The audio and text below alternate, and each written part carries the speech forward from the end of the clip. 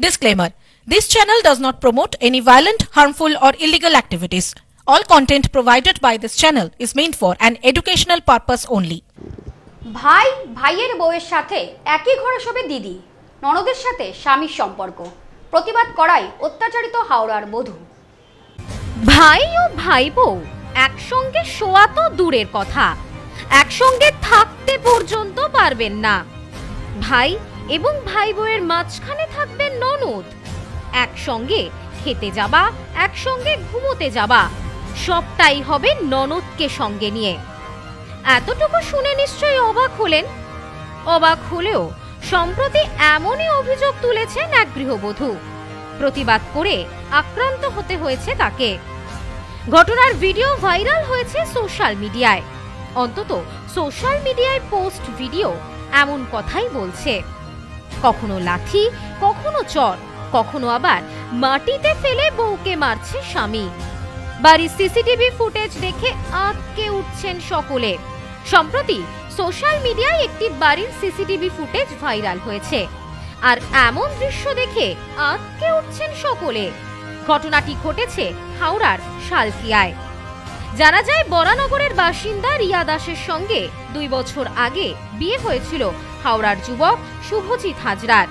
অভিযোগ, শুভজিৎ হাজরা তার দিদির সঙ্গে অবৈধ সম্পর্ক ছিল, আর সেই সম্পর্ক জানতে পেরে স্ত্রী রিয়া প্রতিবাদ করেন।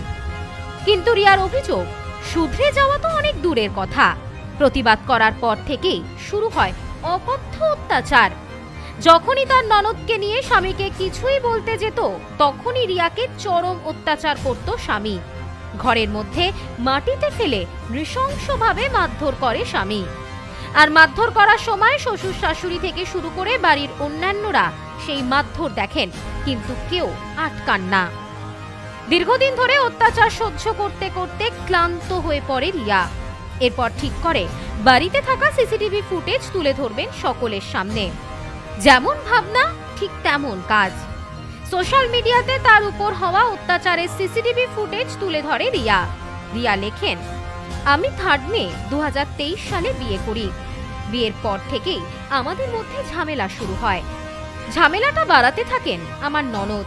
তার যুক্তি ছিল, বিয়ের পর স্বামী স্ত্রী একসাথে কেন থাকবে, তারা দুজনে একসাথে কেন ঘুরতে যাবে, যেখানে যাবে আমার ভাই আমাকে নিয়ে যাবে, রাতে আমার সাথে এক ঘরে এক বিছানায় শোবে, প্রতিদিন সমালোচনা, প্রতিদিন ব্রেন ওয়াশ, প্রতিদিন মারধর আমি সহ্য করে গেছি শুধু আমার ছেলের মুখের দিকে তাকিয়ে। এর আগেও যখন ঝগড়া হলো আর মারধর করলো, তখন আমার বাড়ির লোক এসে জয়কে বোঝালো, কোনো স্ত্রী তার স্বামীকে চোখের সামনে অন্য কারো পাশে শুয়ে থাকতে দেখতে পারে না, এটা তোমার বুঝতে হবে। তাতে 1 মাস ঠিকঠাক ছিল, তারপর আবারও আগের মতোই শুরু হলো। তার সাথে মারধর ও কটু কথা কখনো বলতে থাকে, কখনো আবার বলে গরিব ঘরের মেয়ে, আমার সুনাম নষ্ট হয়, তুমি কলগাল, ইত্যাদি ইত্যাদি। তারপর 10ই আগস্ট রাত্রে আমি পাড়ার লোকজনকে সবটা জানালাম। আমার স্বামীর তার দিদির সঙ্গে সম্পর্ক আছে, আমি বাধা দিলেই সে আমাকে মারে, আপনারা প্লিজ বাঁচান।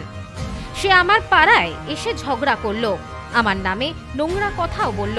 হ্যাঁ, আমিও গালিগালাজ করেছি, কারণ মারলে আমারও কষ্ট হয়, তাই গালিগালাজ করেছি।